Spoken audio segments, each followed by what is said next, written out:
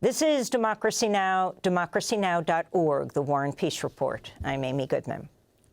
We Israelis are calling for global pressure on Israel to force an immediate ceasefire.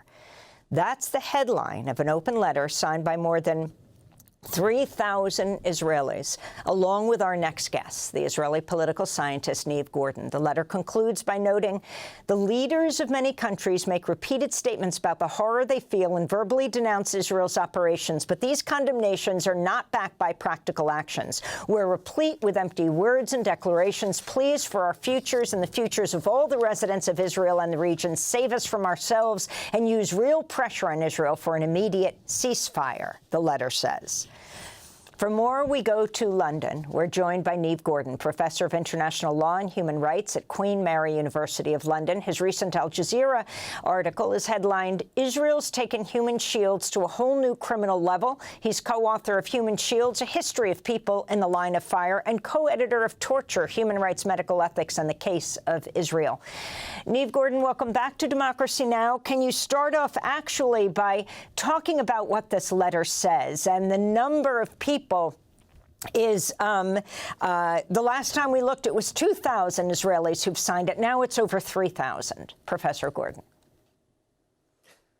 There's a feeling among Israelis that the change cannot come from within. We do not have enough power from within to change the course of actions that Netanyahu and his government have put in place.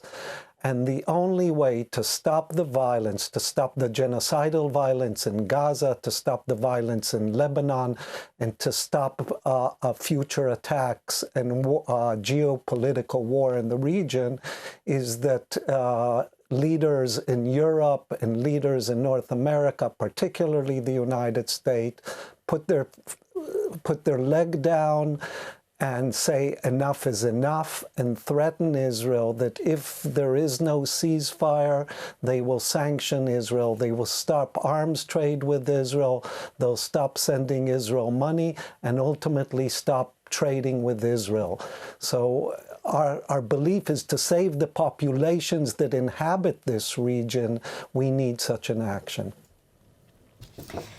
Can you talk directly about what's happening in the United States? Clearly, the major arms supplier to Israel, and what you think of the role of the Biden administration, of President Biden himself. The United States has a memorandum for arms trade, and in that memorandum for arms trade, it says very clearly that countries or warring parties that violate international humanitarian law and the laws of war, the U.S. will not sell weapons to them, will not give them weapons or sell weapons to them. It is beyond doubt that Israel has been systematically violating the laws of war since October 7th, 8th, and yet the United States continues to send arms, and that has to do with many reasons. One is what is the power of the military corporations in the United States. The other is the lobbying groups in the United States. And all the United States really has to do, all Kamala Harris has to do today, is say that the minute I'm president, if there is violation of international law, I will stop sending arms. And yet the United States is breaking its own laws in order to continue giving Israel arms so that it continues its violence in Gaza, Lebanon, and elsewhere. And your response to the grassroots protests across the country of the Biden administration continuing to support Israel?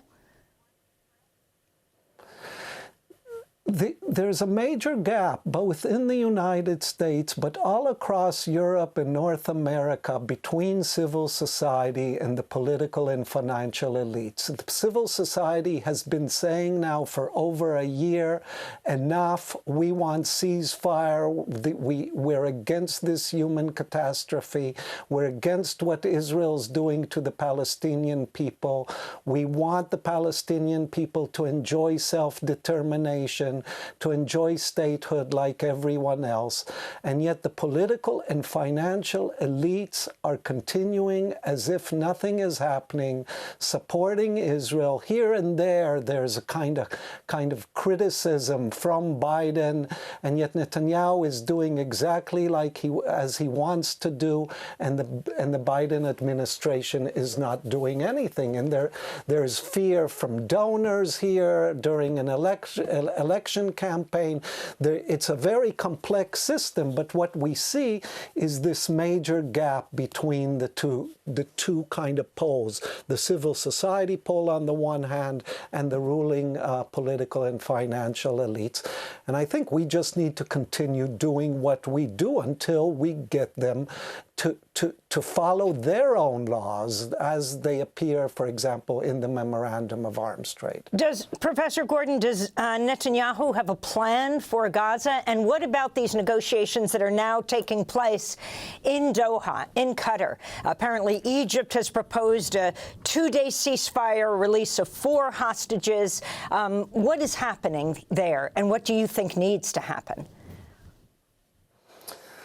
Well, I'd like to say a few words about the bigger picture. I think Netanyahu, pre-October 7th, 2023, saw himself as a figure of history, one that has led Israel to economic success, one that will normalize relations with Arab countries in the region, including Saudi Arabia, and one that has slowly managing to erase the Palestinians from history.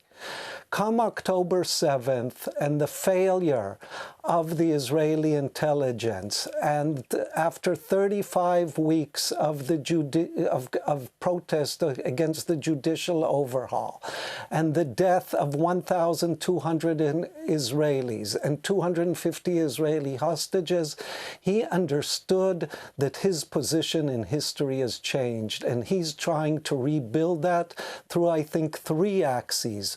One is the Gaza Strip, and I have very little belief in the current negotiations. I think large parts of his coalition want to resettle the northern Gaza Strip, and that's why we're seeing what we're seeing there, and what your previous guest told us about the kind of displacement of the population there, the destruction of the whole infrastructure of existence of the population through the destruction of the hospitals, of the schools, of the mosques, etc. And ultimately what Netanyahu's coalition would like is to resettle that part of the Gaza Strip and close the rest of the Palestinians in the south, and probably maintain some kind of ethnic policing there for years to come. In Lebanon, I think Netanyahu would like to cleanse the area that's south of the Litani River from any presence of Hezbollah, and I think that's going to last for quite a while now. I hope I'm wrong, but I think that it's not going to end soon. But I think that the crown of the jewel for Netanyahu, and the only way that he thinks of himself as returning to history as a hero, is through the bombing of the nuclear plants in Iran.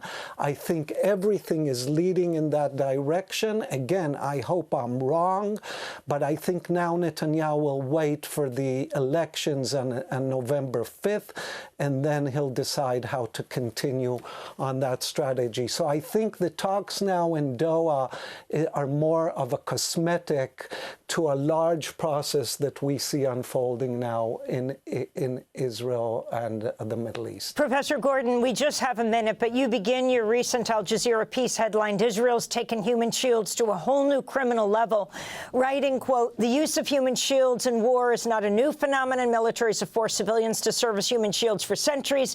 Yet despite this long and dubious history, Israel's managed to introduce a new form of shielding in Gaza, one that appears unprecedented in the history of warfare." We have 1 minute, if you could explain. So human shielding works through a politics of vulnerability, through the recognition that the civilian that is shielding a military target is not like a robust landmine or anti-missile defense system, but it's the moral value that is ascribed to the civilian that supposedly deters the enemy from firing. So if Hamas sees a co-patriot dressed in civilian clothes, then hopefully that will dissuade them from firing and killing the human shield, or try to deter it. When you dress the human shield in military garb, you're not trying to deter Hamas from firing at the civilian, but you're trying to actually lure Hamas so that they think it's an Israeli soldier, that they fire at him, and then the Israeli soldiers can see where the fire is coming from and fire back. So it's changing the whole logic of human shielding and using the vulnerability instead of as a form of deterrence in order to lure fire in, and basically relating to the Palestinian civilians not only as not quite human, as any kind of human shielding would relate to them, but actually as fodder, as a thing, as a shield without the human in it. Neve Gordon, I want to thank you for being with us. Israeli political scientist, professor of international law and human rights at Queen Mary University of London, is one of the main signatories of a letter that has now more than 3,000 signatories of Israelis calling on international pressure on Israel.